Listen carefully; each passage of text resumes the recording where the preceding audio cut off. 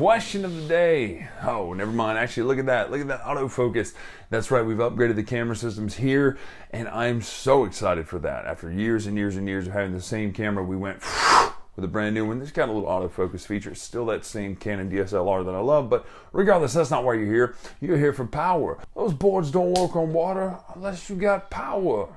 It's from Back to the Future 2. Forget it. I'm going to try to make as many power references as I can because today we're talking about Power Grid. Not that Power Grid. We're talking about Power Grid, the stock companies. Look at that. It follows me right up here in that beautiful bouquet behind me. Power Grid.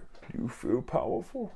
Power Grid stock companies changes the base game of Power Grid by completely rejiggering how it works. Yes, the game plays the same, but you don't play as blue or pink or purple or green anymore. You play as an investor who can invest in the purple company or the green company. And for a turn, you might be playing as green, but you might sell out of your shares of green and buy into purple, and you'll take the board and play the purple player's actions. Indirect control is one of my favorite mechanisms in gaming, so seeing it attached to a different game than an 18xx game is a cool idea. Let's take a look at Power Grid, the stock companies, and see how it plays right now.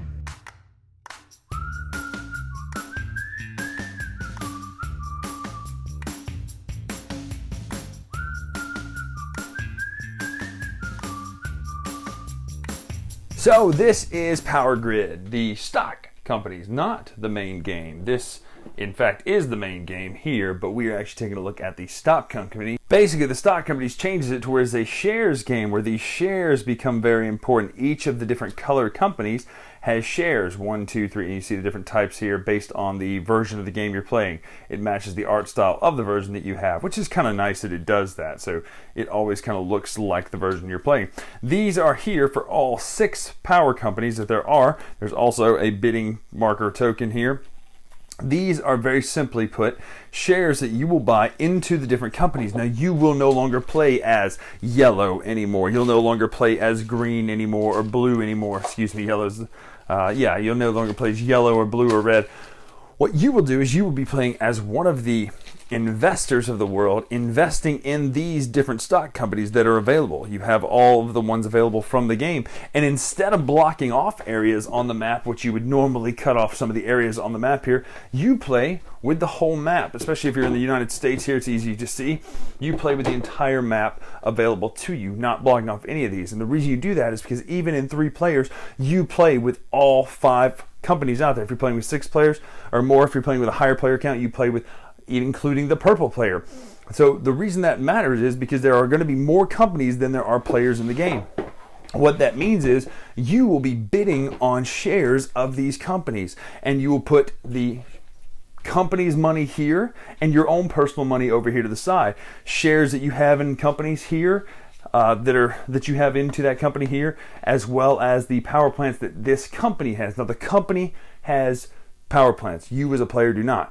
If you were to ever lose the presidency of this company, which means someone buys more shares of this company than you would give them this player board and they would start making decisions for the player yellow or blue or whatever color it was. You can also sell shares, and the way this works is when you sell stocks, it changes the price value. When you float a company or when a company gets purchased, its initial stock offering, it goes for this amount. So the initial stock offerings are these colors here for 40 for green and purple, 30 for yellow and red, and then blue and gray or blue and black, whichever one it is, gets 20. There's an initial stock auction which will allow you to get these companies floated and you can become president of one or more companies. Then before every business round, before every normal round, you're going to do a shares round, a stock round, which means you can buy or sell shares. Which if you buy shares, you're going to buy them at the current value. So let's just say I buy 100, let's say green is $100. I'll pay $100 of my personal money to the bank. The bank would then pay the green company, which would sit on the green player board, $40. Now it never gets more than its initial price offering when it comes from the bank, and that's a checks and balance system. You wouldn't find that necessarily in other 18xx games and things like that. But even if I pay $110 for a share, the company only gains $40 additional into its repository for its own company money. If you were to sell a share, though, at, let's say, $100 a share, you would get $100 per share. Now, at the end of the game, you're also going to count the value of the shares you have. So let's just say I have 4 shares of green and the value is $100. Each of those is worth $100 each, so it's $400 worth of net value that I have at the end of the game. So that's how calculations are also scored, not to mention paper money. When a company is completely bought and sold out, it will move up in value each round here. Also, another way in which value moves up is if dividends are paid out. So what happens is you're going to operate the game like normal, and then you will choose to pay dividends or keep the money in the company's coffers. If you were to keep all the money, the company will have more money to operate and buy power plants and fire power plants, etc. However, if you pay dividends out, you count the amount of houses powered, add 20 to it, so it's 10 per, so 10, 20, 30, 40, 50, whatever it is. Let's say we have 6, we then have a $20 base, so it's $20 plus the 6 houses, so that's 80. We then divide that by the amount of shares and pay those dividends out per share. So let's say there's 5 shares sold, 5 and goes into 80, 40, so 16 times, or $16 a share essentially, and those will pay out. You think, well, that doesn't sound like a lot of money. It's not a ton, but if you have stock in multiple companies and you have multiple shares in several companies, you can get quite a bit of income in the round. So once that happens, you'll keep doing this, you'll keep playing, you'll do stock round, business round, stock round, business round. The first time you do it, you do stock, business, business, then stock, business, stock, business.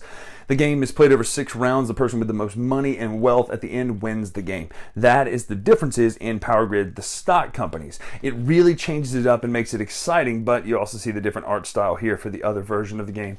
So different style for whichever one you have. This is a fascinating change in way to play Power Grid. So that's the stock companies. I really enjoy this game. I really love how it works. I love that it changes the base game of Power Grid. You take something that is so beloved and so well known. Power Grid was one of the games that was really in play when I started playing board games, getting back into it. And so having this game that is very well known, it's kind of very highly thought of, and then changing it in such a way that it dramatically changes how it scores and plays, etc. And the fact that you have share rounds, you're buying shares, you're selling shares, you're trying to boost the company, you're paying dividends out, and then the game itself plays very much the same way, except it's only 6 rounds, and the winning condition is personal capital, is brilliant. To me, that is so smart to take a base game like Power Grid that everybody pretty much already knows and add this indirect control. I'm a huge fan of indirect control. I'm glad to see it here. So at the end of the day, the game's not pretty. It doesn't change it. It already looks like Power Grid, so it looks like Power Grid. It doesn't change that. I do like that it fits either style of Power Grid that you have, whether you have the deluxe edition or the regular edition. I really enjoy how, though, it manages to take the aspects and elements of indirect control and put them into this and so seamlessly do it. It doesn't feel bolted on. It doesn't feel forced. It just works. It almost like Power Grid was the perfect game to do this with, and they chose appropriately. I would love to see this done with other games that you could see perhaps taking advantage of the idea of a totally different mechanism being put into the game to see if you could make it work. Almost as if it was an experiment. I mean, this came from 504. I've never gotten 504 to the table, but I've always wanted to play the stocks mechanism. It makes more sense, though, in this context because Power Grid is so good already. Enough about that. If you like Power Grid, 100% go get the stock companies. You're going to love the way it changes the game. If you like indirect control, this is a great one to introduce people to. If you're an 18xx fan, this is good. It's a little lighter as far as the buying, selling, sharing, and viciousness of dumping stocks on someone else, but it still plays really well. So I'm Brian Drake here on the Dice Tower. Make sure to follow us on Twitter, Instagram, etc. at Dice Tower Brian. Until next time, see ya.